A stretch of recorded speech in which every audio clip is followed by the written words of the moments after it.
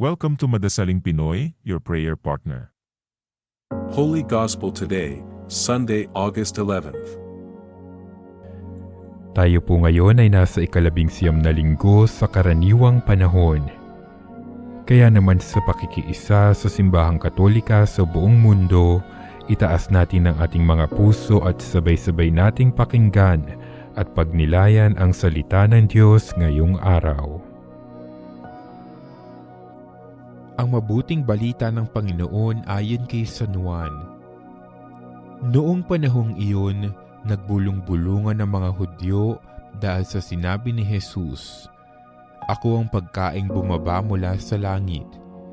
Sinabi nila, "Hindi ba ito si Jesus na anak ni Jose?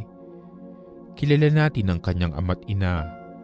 Paano niya ngayong masasabi, 'Bumaba ako mula sa langit'?"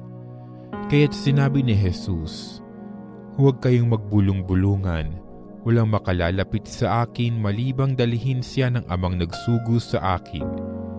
At ang lalapit sa akin ay muli kong bubuhayin sa huling araw." Nasusulat sa aklat ng mga propeta, "At silang lahat ay tuturuan ng Diyos. Ang bawat nakikinig sa Ama at natututo ay lalapit sa akin. Hindi ito nangangahulugang may nakakita na sa Ama, yaong nagmula sa Diyos ang tanging nakakita sa Ama. Sinasabi ko sa inyo, ang nananalig sa akin ay may buhay na walang hanggan. Ako ang pagkaing nagbibigay buhay. Kumain ng mana ang inyong mga ninuno nang sila'y nasa ilang, gayon may namatay sila.